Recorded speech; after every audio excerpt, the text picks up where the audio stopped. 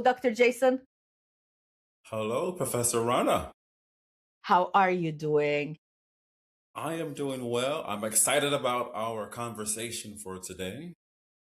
Likewise, I've been looking forward for this for quite some time. And in a quick introduction to everybody who's watching or listening to this, uh, Dr. Jason is a long-standing friend of mine. I've had the privilege of working with him for quite some time at Zayed University. And it is through him that I learned about ethnomathematics. So I leave it to you, Dr. Jason, to introduce yourself to those who are listening, for them to know more about who you are and what ethnomathematics is all about. Okay. Welcome, everyone. My name is Jason Johnson, and I have been invested in learning about ethnomathematics for many, many years now. And ethnomathematics to me allows me as the teacher to connect to the student population that I am working with. Now, there are other pedagogies that also do the same, but this pedagogy looks at more of a historical component where it wants to preserve that the idea of tribes looking at mathematics or indigenous cultures also looking at mathematics. So for me living in the UAE, I'm able to infuse my lessons with the culture of the Emirati people. And for me, it's a perfect fit where I get to preserve the culture of the people. And now we can explore how mathematics was calculated, conducted before, and how is it done today, and what's the difference, if there is a difference. If there is a difference. Awesome. So before we start, I want to take a quick set of questions that we're starting our podcasts with in 2026. The first one, in one word, what would be the word that captures who Jason is right now? Creative. Nice. Very The second one, creative, yes. awesome. I can attest to that. The second one, what's the one advice you would give young Jason if you could? A young Jason, be patient. Okay. What's the thing you're most proud of today? My family. Awesome. And what small change made the biggest difference in your professional journey? Changing Or institutions where I'm not at one institution, but I'm changing and meeting new people, collaborating with new colleagues. awesome. So with that, talking about changing institutions, I'm going to dive directly into, you have something to say. No, no. Okay. I'm going to dive directly into part of the change that really I'm so excited about talking with you today is it's not it's not a long-standing change, but it's a change that you or a change in an institution that you had or went through in the past year and came back. I'd like you to tell us about your Bangladesh journey. If you don't mind introducing it, and then we'll delve into the questions so that the listeners can know exactly what you've Okay. done there and the lessons learned. I was awarded the opportunity to teach within an organization in Bangladesh at the Mhm. Not the American University, the Asian University for Women. And they have a program where they bring high school level girls onto campus and they live on campus, like a residential program. And many of these students come from outside of Chittagong, where it's located. And many of these girls have never been on a plane before, have never left their communities before, have never lived or stayed outside of their community with their mom and dad. So just imagine yourself at the age of 16, 17, and you've been selected to come to the Asian University for Women and this summer program where you'll be there for 1 month and you're going to be taught by people who are from Chittagong and then people who are flown in from outside of Bangladesh to explore mathematics, to explore science, computer science, coding, art, drama. And for me, that is the main experience with working with these students. Just to give them something different that they haven't seen before. And to also show them what could be for them. I'm sure everybody who's listening to this will know exactly why I'm drawn to this and wanting to learn more about the whole experience. Uh, so, if I want to start with what drew you initially to engage with this project, and if we can start with that. Okay, to be honest with you, I've always been a teacher that loves new technology. And when I Okay. was a teacher, the principal says, "We have this new tech, Jason, go use it." And does it always work? No, but I'm learning from that experience. So with that in mind, whenever I get an opportunity, I'm going to say, yes, I will do it. I've been to Nigeria working with teachers. I've been to the Maldives working with teachers and students, of course, the UAE, but just opportunities where you don't know all the answers. And as teachers, we like to know all the answers, but we don't always in a new context.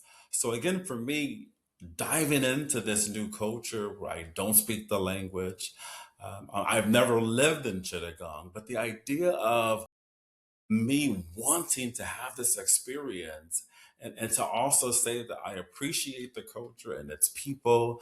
And I think all teachers can attest to that we get new students every year and they're Yeah. very diverse. And how do we adjust our lessons to accommodate these students? So the idea of going somewhere that's different for me is phenomenal. I can attest definitely firsthand to your willingness to try something new. Because that's how we got to meet each other. We were not in the same college, and yet you were willing to start something new with me just because of that willingness to jump on opportunities. And I'm remembering back to the first project that we worked on together.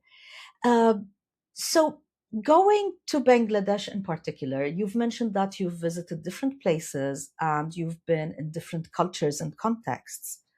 Uh, the experience in Bangladesh, in particular, with all females coming from outside, younger future leaders, if we can look at them that way.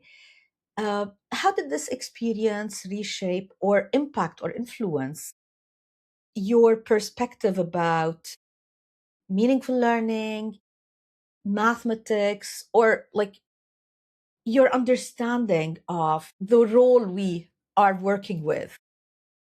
Yeah, I will say this just from a teaching perspective. Mhm. I haven't been a classroom teacher for many, many years. So for me, and I always joke about that in this program, I was teaching every day and creating lessons and learning experience. I had to really find that rhythm again Wow. of teaching every day and also Mhm. teaching high school students.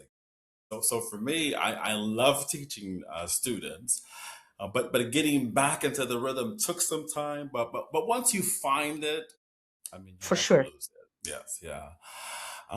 For If I me, may, go ahead. Yes. because I know you were originally a school teacher, similar to me.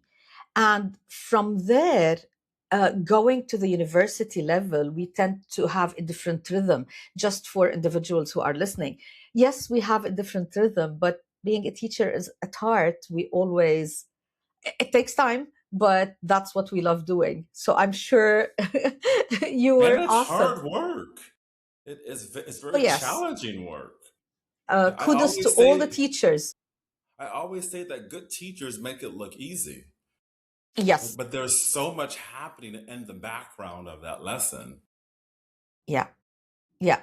Yeah. So, how did that, sorry for the Yeah. interjection. Oh, no, no worries. I will say this, that teaching in Bangladesh, I get asked this question often since I am a mathematics teacher.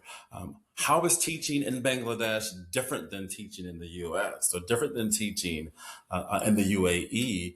And one thing that I've learned out of all of my experiences so far is that there are three types of students in all countries. And if you're aware of this, you can make changes in your instruction. And that's, you have the students who understand mathematics.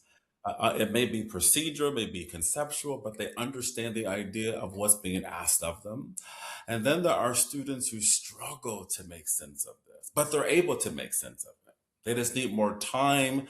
They may need another Hmm. example as a possibility. And then there are students who really need more intensive instruction from the teacher. So for me, all of those three students are in every country. And for And not me, just in the math. difference, yeah, not just in math, that's correct. Exactly. And Sorry for. science and Mhm. languages, yes. So you were saying for me, and I jumped in. Sorry. No worries. But just the idea of going to this new place where I have visited before, but I think I was there for less than a week. But here I was there for over 1 month. Now, how do I make sense of this curriculum that's been given to me? And knowing that I value ethnomathematics, I already envision myself creating activities where the students can look at the activity and see themselves in it. So for me, that's very critical that as students begin to learn mathematics, there are times and there are some students who don't see themselves in the curriculum. But I wanted to make sure that the lessons that we created for that summer school program, the projects, the presentations, all of that for me, I wanted the students to say, wow, I can see myself in this problem. Or my mom does this, or my dad does this, or yeah, I've seen this in my community. So that was a big component for me. Uh, it's amazing what you're bringing to this, Dr. Jason. The idea of the meaningful learning having to Yes. do with touching their lives and experiences that they have gone through. It's unfortunately overlooked in so many different subject areas, to the point that on occasions we alienate our students regardless of where we are.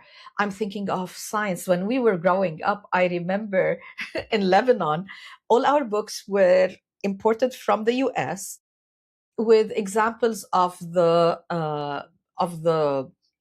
ice skater dancing and twirling. We never saw an ice skating rink. It meant nothing for us. Or when it comes to Arabic, studying, or English language, for example, reading books that are extremely old. Some are classics, I'm not saying no, but contemporary and local examples and concepts are extremely important. So thank you for reminding us about that. Yeah. Yeah. But to add on to what you're saying, the activities that we created, many of the girls would say things like this. I never knew that math can connect to my everyday life, or I never Mhm, knew that I could do this mhm. because they saw mathematics as that's for them. That's just not for me. Particularly math being the formal math and the street math or the Yes. daily household math. The school is, the curriculum on many occasions is very good at alienating it. And that's where I find the value of ethnomathematics, where it really brings it uh, Yeah. to their lives and to their own, not just experiences, but identity, even, if I can Yes. The say that. Is mathematical that true? identity. Yes, that Hmm. mathematical Hmm. identity. When you see yourself in the curriculum, you find value in learning it. And once you find the value in it, now you're more educated about when you see something in the news. Now you're questioning this. What is this percentage that they're talking about? And I learned about a percent being out of 100. Now I can make Mm, more sense about when I'm reading in the newspaper or watching on mm. TV the news. Yeah. Can I ask you for an example of an activity where it was like, how did you make it? integral or integrated with the Bangladesh culture? Or Okay. how did you bring the Uh, culture to an activity? there were 5 weeks, and then we created ethnomathematics activities for 4 of the weeks, and then the fifth week was just left for problem solving. One of the activities that I think a lot of the girls struggled with was the geometry. Now, in my mind, I wanted to take the girls to a farm, and I wanted to give each group of girls like a plot of land. And again, this is all in my head here. And Yeah. I wanted to bring in some of the villagers and just to show us how do you farm the land? How do you Mm. plant seeds? How do you grow? How do you know what to grow for this certain community? And then I was told, Jason, we can't take the girls off campus, which I knew was going to happen. So therefore, we developed like maps. And my colleague from the UK, he developed these maps where there were various groups, and they were able to harvest the land for a community for so many weeks or so many months. Meaning, if you have this much land, what do you want to grow on your land to help the community?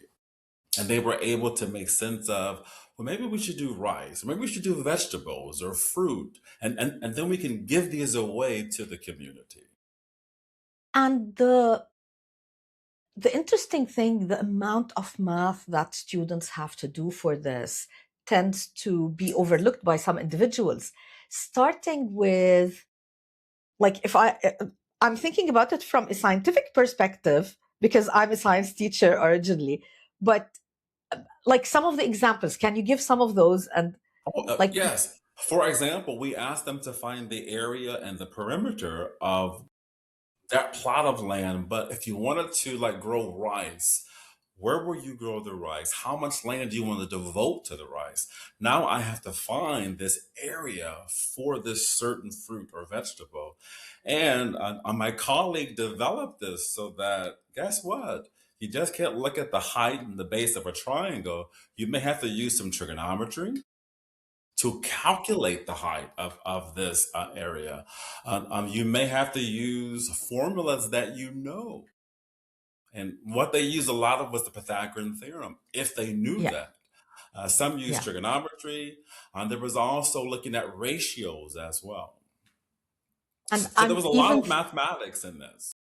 Oh, for sure. And I'm thinking about, like, if we want to build on this, this can be so much bigger if somebody wants to, like, the idea of the rice versus uh, what other We crop? developed it by giving them fruits and vegetables that were Okay, locally yeah. produced. So knowing the time needed for each type of crop, calculating how much can be produced during the year, deciding on The how much. seasons. Yeah. Exactly, there's so much over there, and it really makes a difference Yeah. for And then somebody. the good part about this is they had to provide a rationale for why they chose this particular fruit or vegetable Okay, to produce and give a rationale for this one produces a lot. So therefore, we were able to help the community. amazing, amazing. Thank you. Uh, Doing this, I'm sure you had to build some relations with the community in order to make this happen. Or was it all in isolation? What type of relationships did you have to build to make this month successful for you and the students and the high school girls in Yeah. Bangladesh? When you're teaching students who you don't know, and all of us go through that in the beginning of the academic year, we have to build a relationship with our students. Hmm. First of all, what is your name? That's the first idea that I can use your name, say your name. Now, I may not pronounce it correctly, but I'm going to work on this. And if it's not pronounced correctly, please let me know. Just hearing those words lets that student know that I care about you. Okay, I think that teachers, we find our way of connecting to our students. But when you're in a new country where you don't know the students, we have to rely on the students who were attending the university to help us, to guide us through this process. One aspect that all of the teachers had to deal with is the language issue. That there are some students who, again, all the students, English is not their first language, not their native language. And again, when you're working in ethno, you already come prepared for the idea that I want you to speak in your native tongue, speak your home language. And then we Mm-hmm. had our translators, the students helping us to navigate through this process. And once students felt, wow, this person really values my language. Okay, this is really good. So over time, students begin to realize that this guy cares about me. This guy wants the best for me. He's not here to save me, as what happens a lot. No, I'm just here to learn Unfortunately. from you. You're teaching me. And once they hear that, I don't have all the answers, I don't have all the correct answers, but we're going to work together and lead as a community, as a family, as a class to get to that right answer. So, again, this takes several days to get to the point where students feel comfortable with voicing their opinion, saying wrong answers, and you can learn from wrong answers. But students need an okay for that. And that's in Uh, any country. Definitely. You took me down memory lane with a project that I sort of, it was in a previous life, more than 20 years ago, where I was working with a group of science and math teachers who came from Aceh to Canada, and we offered some training to them. Similar to what you were saying, language was an issue, and we had our translator. But I know that the moment they would be speaking with their mother tongue, and if again, some a lot of languages have some words that are similar to what we have. So whenever I would pick a word that was similar in Arabic or English, and I would say, "Oh, I understood that," that was even though I didn't understand anything else, and the translator had to complete the whole thing. But them feeling that we're listening, we are, we're attentive. And I do want to say that in the case of Aceh and Bangladesh, it is a stark difference. But we have this exact same thing in the classes that we teach in our own countries and with our own students. Mm, They are more salient, less explicit, but we have these differences. And the lessons that you're talking about are important for any teacher to have uh, a successful teaching and learning experience for their students. Do you agree with that? I agree with that completely. One of well, not one, many of the girls said these exact words. I don't typically learn math this way. Hmm. And my reply was, well, what do you mean you don't learn math this way? Well, we just sit in rows. I don't get to talk to my classmate about my answer, how I arrived to my answer, or to even work together to arrive to an answer. So for many students, this experience where someone says, we want you to work in groups, you can see in their eyes that, what do you mean work in groups? And then you'll be in this group for the whole week working together to complete this activity that we've created for you. It's very interesting because I hear you, but it's very interesting how schools have, to different levels, but this is an issue that we face, has compartmentalized things for our students. Because I'm sure those girls back home, let's say in their village, They work in groups to prepare a feast or prepare for the transition in seasons. Like whether it's in villages or cities, we work in groups in our daily lives. Our students work online with individuals who they never met uh, to, to solve a problem for their game. But they don't do that for their own learning, which is very important nowadays, Yeah. even But even more. in the real world, if you're working Yeah, in an office, you're going to go to a yeah, meeting where we have to complete a task. We're exactly. working with other people. Yeah. Totally. So there are universal aspects, whether in Bangladesh or Yes. UAE or US or Canada. Having, I know that for you and I, we've and many of those who are listening to us, we have worked in all female, uh, female like classrooms or women-centered educational environments. Having worked in the UAE for a long time, our classes were female uh, only. So I know that working with female only is not new. However, was there anything new in your experience with Bangladesh? And were there some aspects that from your experience, previous experience, that you could carry and help?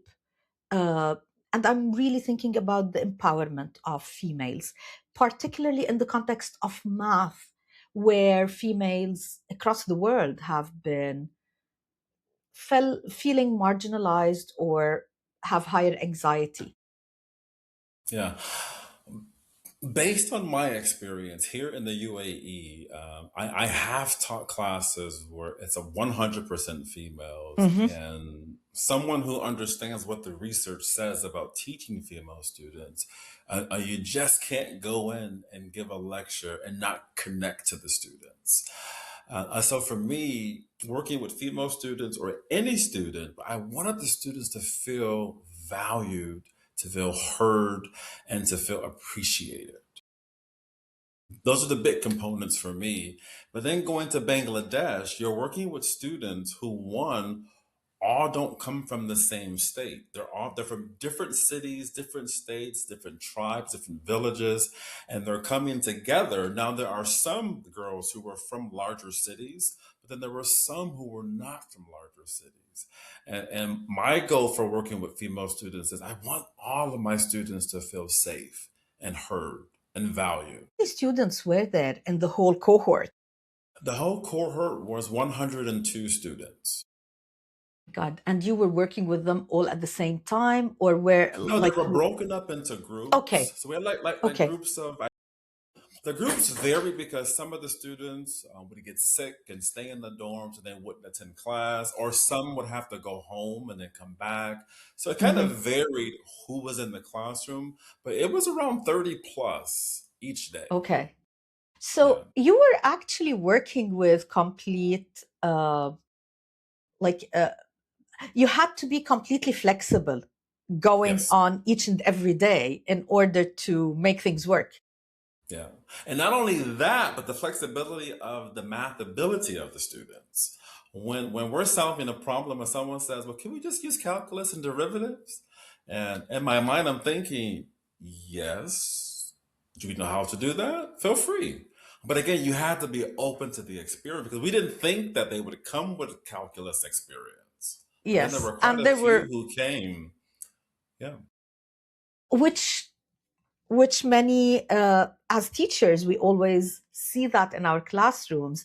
Uh, although, and it is one of the most challenging aspects. And I'm gonna throw not a curveball, but I'm not somebody who likes to talk about the hype, but AI has actually forced itself on us. Uh, at the present time, teachers have always struggled with making differentiated learning, because what you're talking about is differentiated learning galore, like the highest level of differentiated learning in a way, sort of. So, did you make use of AI to help you in preparation? Was there anything that AI helped you? And then I want to ask about whether they were using. I'm not sure what the context was. So if you can tell us about that. There were three math teachers, including myself, and I wrote two of the weeks, and then each one of the other teachers wrote one of the activities for that week. And I shared one of my activities first, and I quickly said I used AI to help me to make sense of the culture and to put this activity together. So I take half of the ownership because I did use AI. I needed someone while I was in the UAE to Sure. make sense before I went to Bangladesh. So I had to create something just to get us started. And AI was a great benefit for creating that first lesson, that first project. Amazing. And just because I don't know, it's my shortcoming. uh, where the students, like, was the context where you were offering this summer program technology enabled or not? Where was the situation there, if Um, I may ask? I did bring my class set of Texas Instrument calculators with me, my graphing Yes, calculator. I remember those. So yeah, and I did gift them to the institution before I left. So Awesome. my group did use graphing calculators just to explore to make sense of what was happening. But technology wasn't a part of this summer Mhm. school program, but I did make it. Okay. And when we talk about AI, I know it is highly empowering for us as educators, particularly when it comes to designing.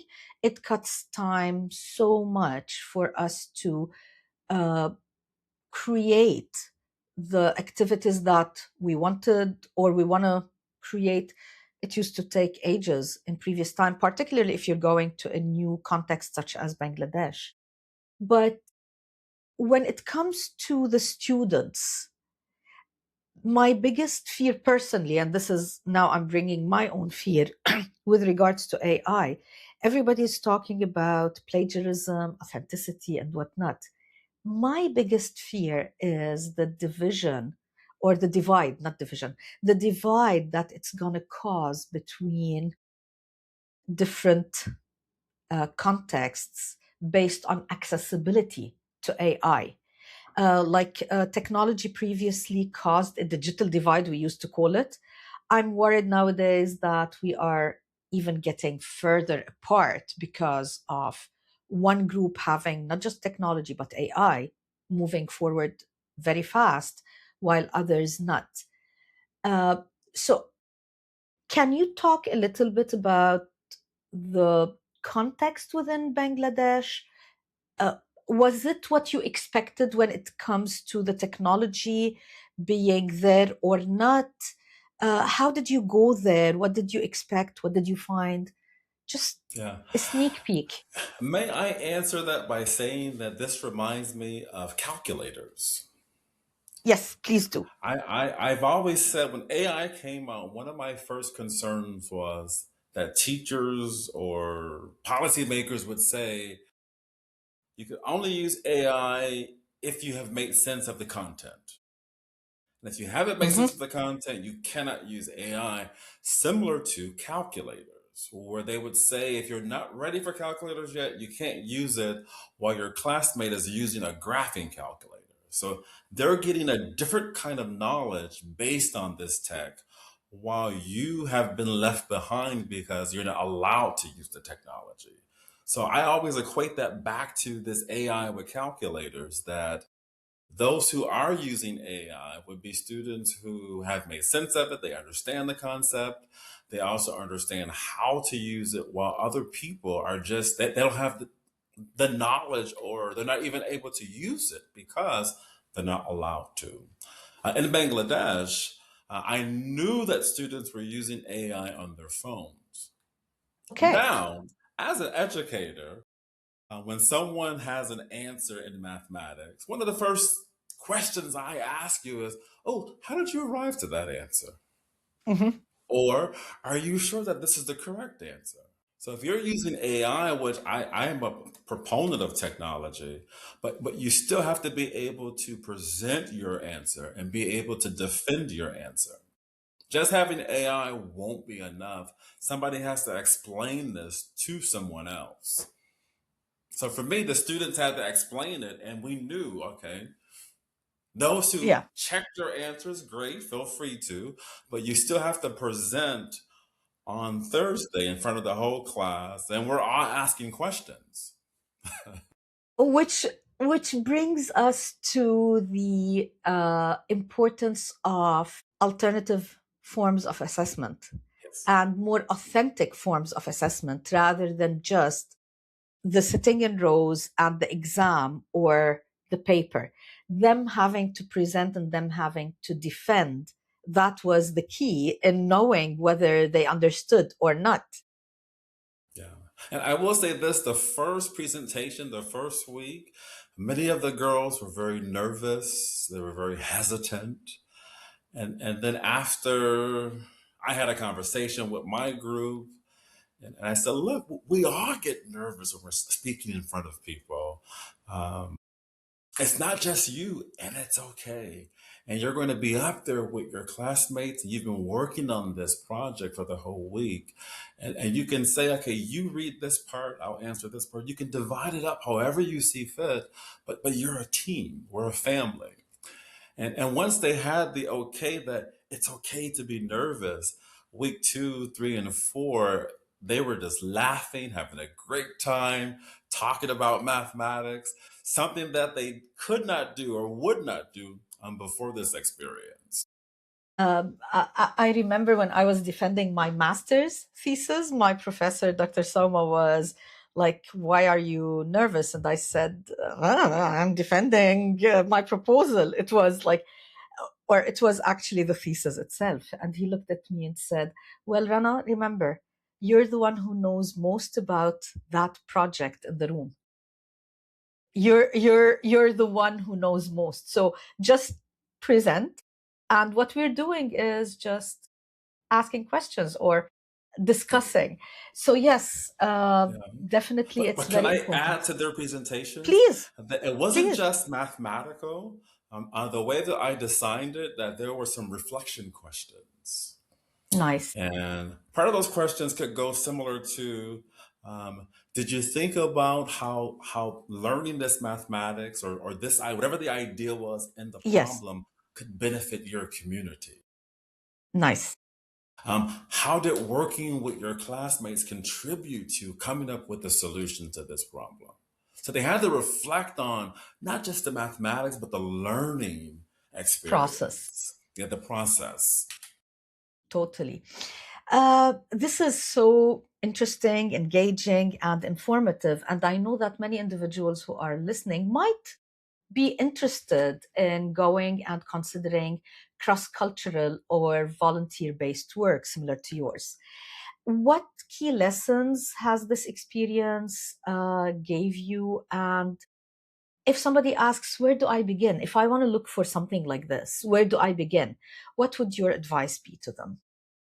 My advice would be that in our communities, we have schools or organizations or clubs that have a group of students who you may not teach or may not connect with.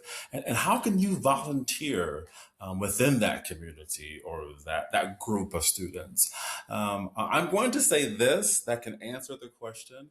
And I hope everyone's listening that I challenge all educators around the world to volunteer in 2026. Go to a school that you don't teach. Maybe go to a classroom where you may not teach and just volunteer because I think that as teachers, we get complacent in our knowledge and the population that we teach once we realize, oh, I'm uncomfortable. And now I have to navigate this group of students differently.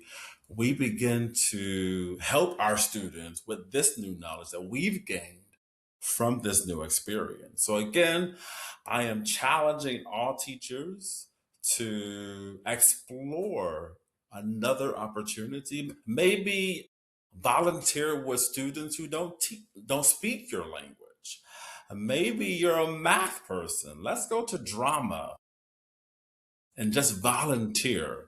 So I'm just challenging everyone that when you volunteer, you're going to find yourself navigating in this new environment differently than you would in your classroom.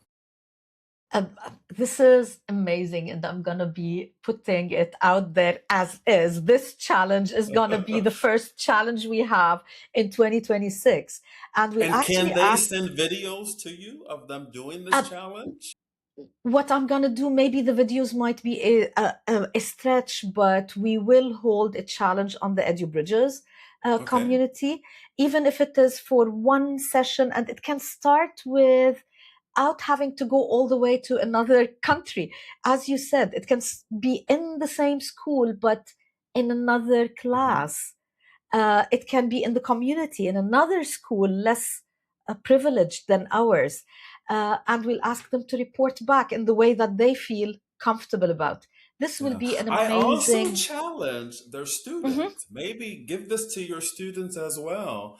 And they can also report back just in a comment. I volunteered with this organization and I learned this about myself or I experienced this. So also pre-service teachers, in-service teachers, you're all involved in this. I challenge all of you. I I join my voice to yours, and we're gonna start this with definitely. This is so interesting, important, and I believe in addition to what you said, it will also remind us, those who are, I'm not gonna say privileged, but it will remind us of the privilege we have within our own with our own safe space. As you said, it's just pushing ourselves into a different space. And maybe, yeah, we're going to start this. Thank you, Dr. Yeah. Jason. And I'm willing to come monthly to speak with people who have taken this challenge on, and we can have a discussion about what they've learned from this experience. That could be an idea Uh, too. we will definitely be brainstorming because honestly, this is so valuable. And this is all about what EduBridges is focusing on, building bridges. And this is key.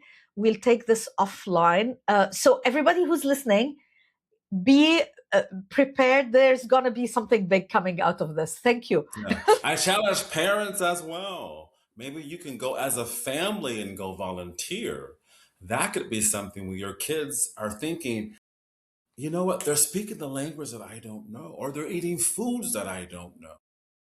The reason why I'm really, really excited about this is in the Arab world, and I'm being here very transparent. Our community is mostly within the Arab region. There's a lot of volunteering that happens. There's a lot of giving that happens, but not within the context of education. This is limited, so we can. The value of volunteering is huge for everybody involved, and maybe we can be starting, Dr. Jason, you're starting something that can have ripple effects, go way beyond. So we will work together and start the challenge, which you have just announced. And we'll call on everybody who's interested.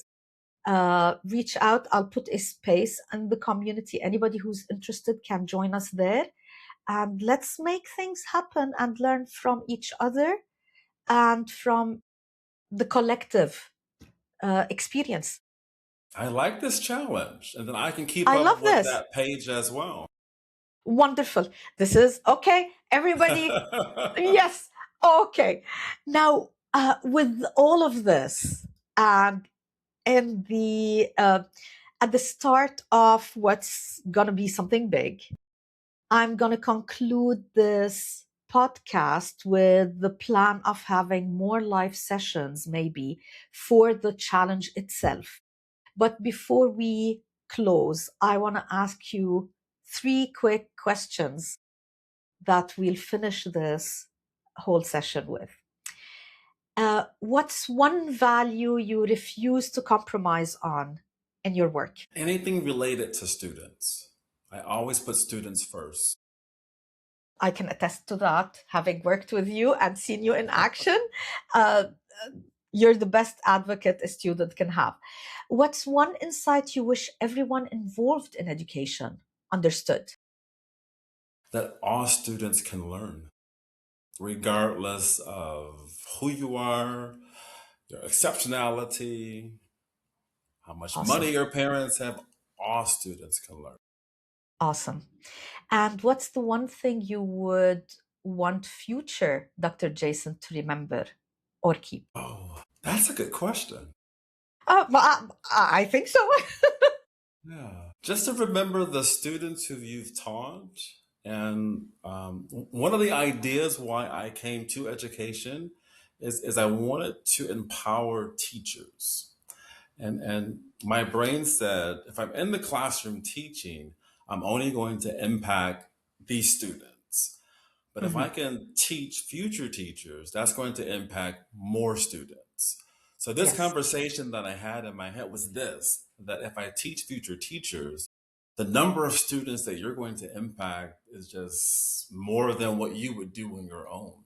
So for me, knowing that I've given my all to the profession that I love, this was my first job ever, and yeah, I don't take it lightly. Uh, Jason, you are somebody who's giving the impact and starting the ripple effect on so many different levels, be it your voluntary work, be it the new challenge we're starting, or be it preparing teachers to be successful teachers for their own students. So thank you for everything you're doing.